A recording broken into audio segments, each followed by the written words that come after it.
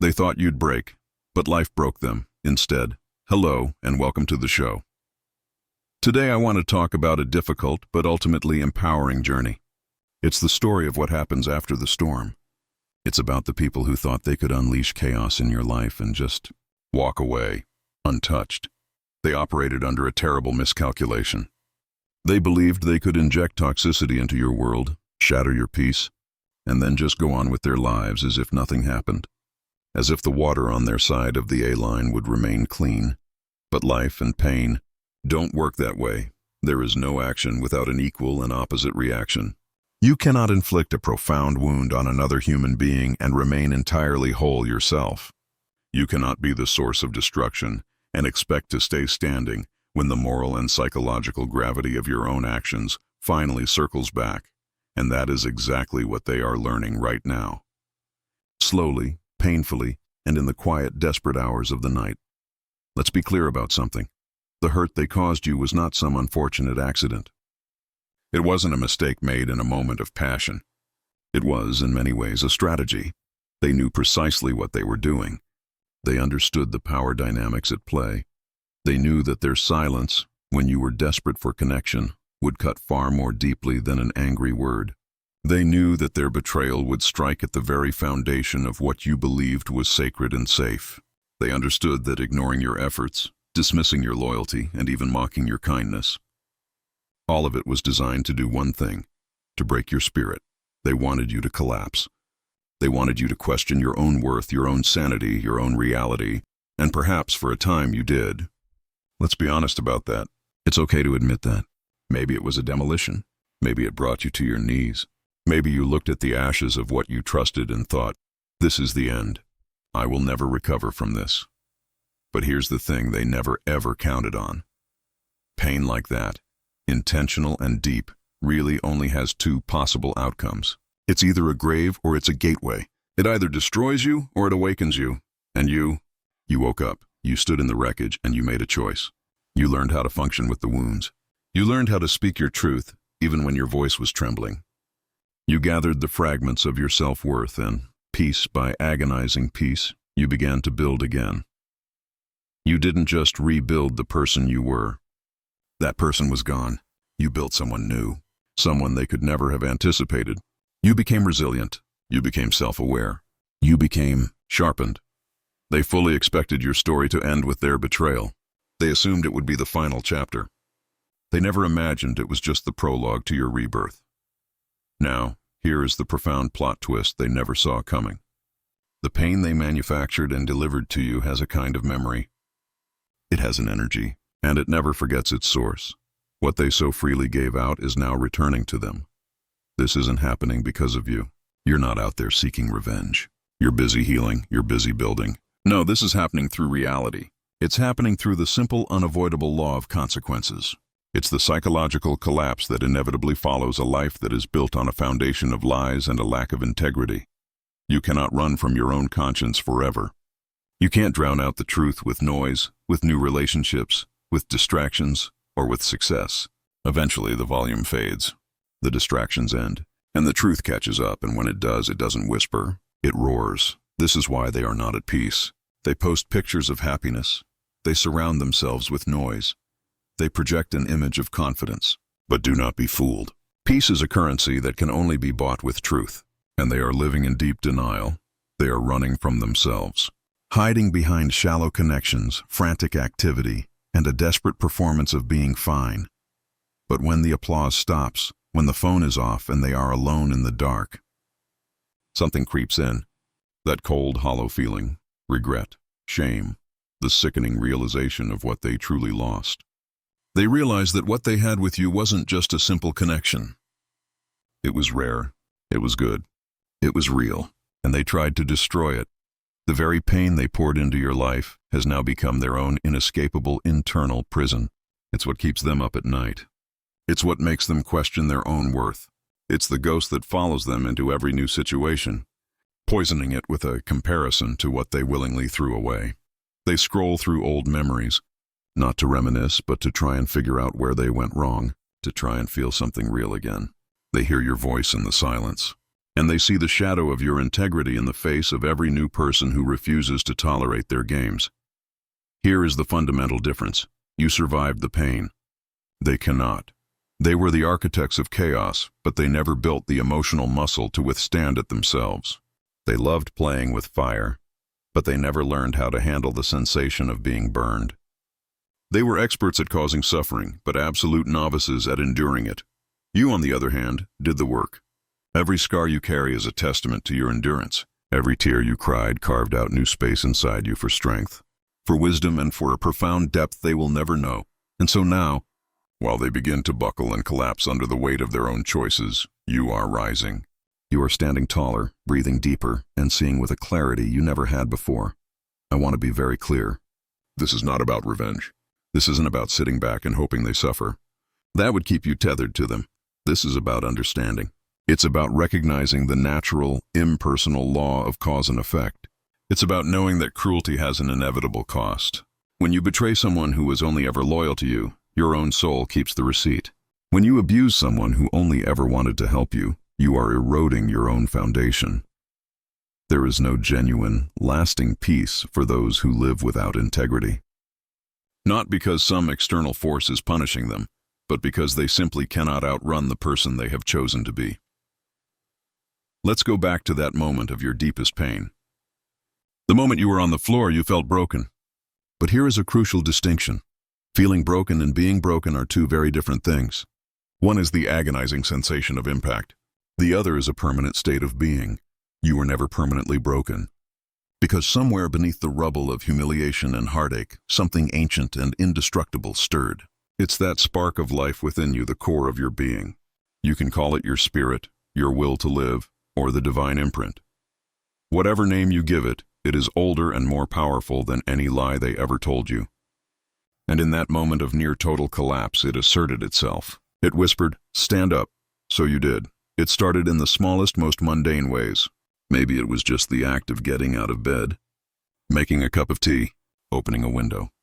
These small, seemingly insignificant acts of self-preservation were, in fact, small acts of defiance. You began to impose order on your immediate surroundings as a way to reclaim the order in your mind. You took responsibility for the 1 square foot of the world you could control, your own space, your own actions, your own thoughts. Each small act of discipline was a declaration that said, "I am not finished. I will not abandon myself just because you abandoned me." And from there, something incredible happened. The pain, once you stopped running from it and faced it directly, began to transform. It became your instructor. You started asking the hard questions. What are my boundaries? Where did I ignore the red flags? What part of me allowed this to happen? You learned to tell the difference between compassion and self-sacrifice, between forgiveness and permissiveness. Each distinction built a new layer of armor, not armor of bitterness, but armor of clarity. They never, ever expected you to find clarity. They expected you to remain confused, to spiral, to be trapped in the narrative they wrote for you. But you tore up that script. You literally rewired your brain for resilience by choosing to face what should have shattered you. The parts of you that once felt weak are now your load-bearing walls. You gained competence in the very areas where you once felt only dread. And that competence has bred a legitimate, quiet confidence. It's a confidence they, with all their bravado, secretly crave but can never possess because theirs isn't earned. So now, the landscape has completely inverted. They live in flimsy structures of avoidance and denial. You inhabit a fortress forged from the very fire they lit. They must run from the truth to keep going. You can confront it head on. They require constant noise to muffle their conscience. You can embrace silence because you have made peace with yours. That is why the future belongs to you. Their cruelty became your curriculum. Their betrayal became your transformation. You graduated, and what about them? They are now perpetually in session with an unseen judge. Every human being has to negotiate with an internal witness, a part of the psyche that cannot be bribed, fooled, or silenced forever. It's the firmware etched into the soul. You see, that internal, indestructible sense of right and wrong, some would call that the voice of God. It is the moral compass embedded in the human spirit, and while you can ignore it, you cannot break it. They wagered they could commit the act and sprint away from the scene so fast that the moral invoice would be sent to your address. But the invoice always follows the debtor. The summons for them to appear in their own internal court has been served. It shows up as restless nights. It shows up as that strange, hollow feeling even when they get what they thought they wanted. It shows up as a short, unexplainable temper. It's the nagging sense that all their victories taste like ash. They can turn down the lights, but the shadows only sharpen the outline of what they're afraid of. They can raise the volume, but their conscience waits in the silence beneath the noise. They can collect new admirers, but at the end of the day, there is only the hush of self-knowledge. And it is brutal. So who have you become? You are not a victim. You are not a shadow. You are the one who survived the flood. You are the one who walked through the fire and was not consumed. You have become wise. You have become discerning. You have become free. Free from their grip, free from their narrative, and most importantly, free from the need for their validation or understanding. You are no longer wasting your precious energy trying to make sense of why they did what they did. You are now busy creating meaning from what you endured. That is true power. They underestimated you. They thought you would crumble. They didn't realize that the part of you they were trying to break was the very part that was connected to something indestructible, the part of you that is connected to God. So let them sit in the aftermath of their own choices. You don't need to watch. You don't need to gloat. Life and truth are handling it. Their suffering is not your vengeance. It is their mirror. And the reflection for them is terrifying because it shows them the truth. They could not survive the very pain they thought you wouldn't recover from. But you did. You did more than survive. You transcended, and that is a victory they can never ever touch. Now, we're going to explore the escalation of that internal reckoning for them and the profound, quiet freedom it purchased for you. They thought their problems ended when you walked away. They were wrong. The symptoms of their unresolved actions don't just stop. They escalate. They've started to notice a constant, cold undertow of anxiety, a nameless dread that logic can't touch. Their capacity for patience has vanished. Laughter sounds thin and artificial. Their new relationships, the ones they built on a foundation of deceit, are brittle, because intimacy and falsehood cannot coexist. Their minds are now looping. The past isn't just history. It's a broken record. Fragments of your disappointed eyes, the knowledge of promises they chose to shatter, and the reality of their own duplicity are now hijacking their focus. These loops intrude everywhere. During the morning commute, while they're standing in line, even mid-sentence when they're trying to brag about how successful they are. Then, the body joins the protest. Tension headaches, a perpetually clenched jaw, sudden crushing fatigue. They visit doctors, but no diagnosis sticks because the ailment isn't medical. It's moral. So what do people do when the truth becomes a medical condition? They try to outrun it. They escalate the escape plan. Louder parties, more ambitious projects, maybe a whole new city. They reason. If my conscience is an alarm, I'll just drown it out with a louder life. But an alarm only grows sharper and more insistent when it's ignored.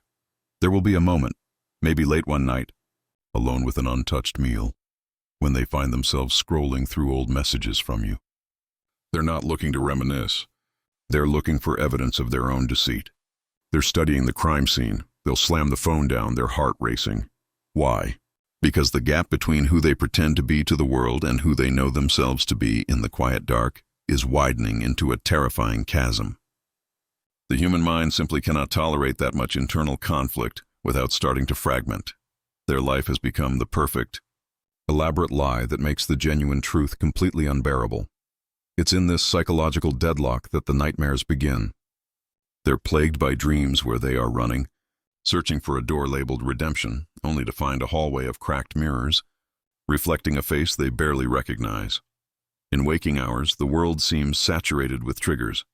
A song in a coffee shop, a headline about integrity, a stranger's kindness that reminds them of yours. These are the hauntings the conscience employs when subtle hints fail. Each trigger delivers the same relentless message. The past isn't over. It's a debt accruing interest, and that interest is costly. Their career stalls because authentic confidence requires self-respect. Their creativity withers because sincere creation is impossible for a person fundamentally at war with themselves. Even their simple pleasures sour.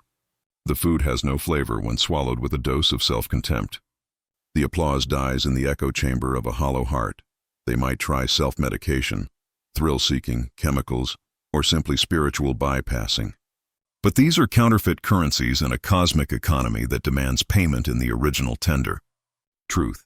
They will eventually face the decision every ethically bankrupt person must confront: confession or collapse. Confession is terrifying because it requires them to admit that the narrative they peddled, "You were the problem, they were justified," was a complete fraud. Collapse, ironically, is often the easier, more predictable path. Chronic anxiety tips into deep depression. Relationships implode because they can't drop their guard. Their identity, built on denial, slowly crumbles into incoherence. But notice what is absent from this entire, excruciating process: your intervention. You do not need to lift a finger, not a single one. The fundamental architecture of moral psychology ensures that wrongdoing is, by its very nature, self-poisoning. Your sacred task was survival and growth. Theirs is reconciliation with the truth, or its relentless pursuit of them. They can block your number, delete your photos, and erase every digital footprint. But there is no incognito mode for the soul. The conscience archives everything in perfect clarity. While they are pacing the circumference of their own guilt, you are walking a straighter road. Your nights are quieter. Your friendships are deeper. Your future is clear. The word freedom is a powerful one. It's not a dramatic shout. It's a quiet, disciplined strength that lives right behind your ribcage. It is the simple, felt certainty that whatever happens next, you stand on ground that is absolutely yours, because you earned it with honest suffering and deliberate action. The tunnels you crawled through didn't just drain your energy. They hardened you. The nights you spent wrestling with your own grief taught you self-command. You now know what you believe, what you will and will not tolerate, and the exact price you paid to learn both. Because of that, no one else gets to set the terms of your life anymore. You have achieved sovereignty. They simply cannot fathom this kind of inner authority. They insisted your worth was tethered to their recognition, that you would forever need their acceptance. But that orbit broke. You cut the gravitational cords by facing the pain head-on, by choosing the ordeal of truth over the narcotic of denial. That single repeated decision transformed pain into purpose, and purpose into unshakable freedom. They confuse freedom with impulse. They think freedom means doing whatever feels good in the moment. They are not free. They are merely unsupervised. The evidence is all around them. Watch how restless they become in silence. How quickly they need the next thrill, the next screen, the next room full of unfamiliar faces to convince themselves that motion equals progress. Their calendars are stuffed, but their hearts are empty. They feed on novelty because old rooms carry the echo of their guilt. And guilt is intolerable when you lack the courage to redeem it. You, on the other hand, discovered that responsibility is the true passport to inner liberty. You learned to carry your own weight, and the act of carrying it revealed a new landscape: self-respect, competence, and a vision that stretches far beyond this week's petty drama. You get up, confront chaos in manageable doses: your health, your finances, your boundaries. And that daily confrontation forges a psyche sturdy enough to host genuine peace. It is peace, not applause, that marks true freedom.